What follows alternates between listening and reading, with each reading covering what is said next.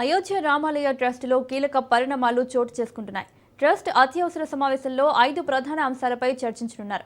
ముఖ్యంగా విరాళాల చోరీ కేసు, విరాళాల లెక్కింపు, నిర్వహణలో జరిగినట్లు ఆరోపణలు ఎదుర్కొంటున్న అక్రమాలపై సమావేశంలో సమీక్ష జరగనుంది. ట్రస్ట్ సభ్యుల రాజీనామాల నేపథ్యంలో ఏర్పడిన పరిస్థితులు, సిట్ నివేదిక, ఆర్థిక నివేదికల ఆమోదంతో పాటు భవిష్యత్తులో ఆలయ నిర్వహణపై కీలక నిర్ణయాలు తీసుకునే అవకాశం ఉంది. అలాగే ట్రస్టుకు కొత్త సీఈఓ నియామకంపై కూడా చర్చ జరగనున్నట్లు సమాచారం. ఈ సమావేశంలో తీసుకునే నిర్ణయాలపై సర్వత్రా ఆసక్తి నెలకొంది.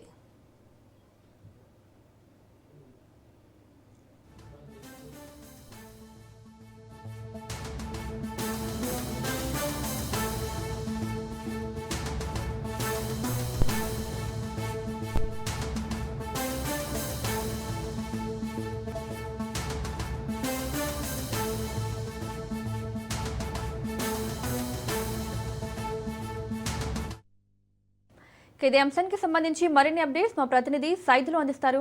సైదులు, అయోధ్య రామాలయ ట్రస్టులో కీలక పరిణామాలు చోటు చేసుకున్నట్లుగా తెలుస్తుంది. డీటెయిల్స్ ఏంటి? మౌనిక, కాసేపట్లో అయోధ్య ట్రస్ట్ సభ్యులు కీలకమైనటువంటి సమావేశం నిర్వహించబోతున్నారు. సో ఆలయ ట్రస్ట్ కు సంబంధించి జరిగినటువంటి అవినీతికి సంబంధించినటువంటి ఆరోపణలు, సో పెద్ద ఎత్తున ట్రస్ట్ విరాళాలు, అక్కడ జరిగినటువంటి తీరు, అంటే దొంగలించినటువంటి తీరు, ఇవన్నీ కూడా ఒక్కొక్కటిగా బయటకు వస్తున్న నేపథ్యంలో ఆలయ ట్రస్ట్ సభ్యులు కొందరు రాజీనామా చేశారు. సో ఈ నేపథ్యంలోనే సో ట్రస్ట్ ఈసారి ఎలా నిర్వహించాలి, సో ట్రస్ట్ లో సభ్యులు ఎంతమంది ఉండాలి, ఎవరెవరు ఉండాలి, సో వారి విధులు ఏంటి, సో ఒక సిఇఓ స్థాయి అధికారిని ఒకసారి ట్రస్ట్ సభ్యుడిగా నియమించాలని చెప్పేసి కూడా ఒక నిర్ణయానికి వచ్చినట్టు కూడా మనకైతే సమాచారం. కాబట్టి సో ఇప్పుడు ఈ కీలకమైనటువంటి సమావేశంలో అవకాశం అయితే కనిపిస్తుంది. ఇప్పటికే ఎవరైతే ట్రస్ట్ విరాళాలని దొంగలించారో ఇప్పటికే వారిని ఒక్కొక్కరిని పోలీసులు గుర్తించి వారిని అదుపులోకి తీసుకుని అరెస్ట్ చేస్తున్నటువంటి సందర్భం కనిపిస్తూ ఉంది.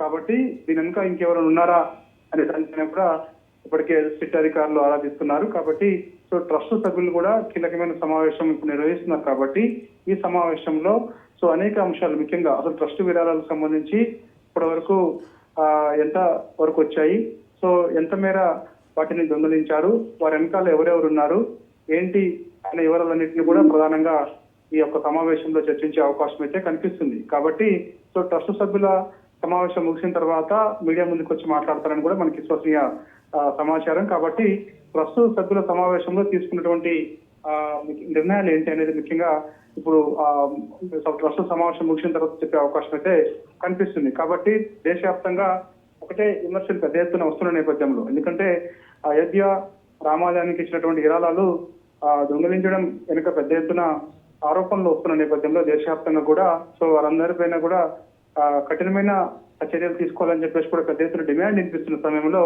సో ఒక్కసారిగా కొందరు సభ్యులు, ట్రస్ట్ సభ్యులందరూ కూడా రాజీనామా చేయడంతో ఈ యొక్క సమావేశానికి ప్రాధాన్యత సంతరించుకుందని కూడా మనం చెప్పవచ్చు. ఎందుకంటే ట్రస్ట్ సభ్యులు రాజీనామా చేయడంతో అసలు ఏం జరుగుతుంది ట్రస్ట్ లో అనేది కూడా ఇప్పుడు చర్చనీయాంశంగా మారినటువంటి అంశం. కాబట్టి ఇప్పుడు ఉన్నటువంటి సభ్యులు ఎవరుతున్నారో వారు ఒక కీలకమైనటువంటి సమావేశం మరి కాసేపట్లో కీలకమైనటువంటి సమావేశం నిర్వహించబోతున్నారు. ఈ అంశాలన్నీ కూడా ప్రధానంగా అందులో చర్చించబోతున్నారు.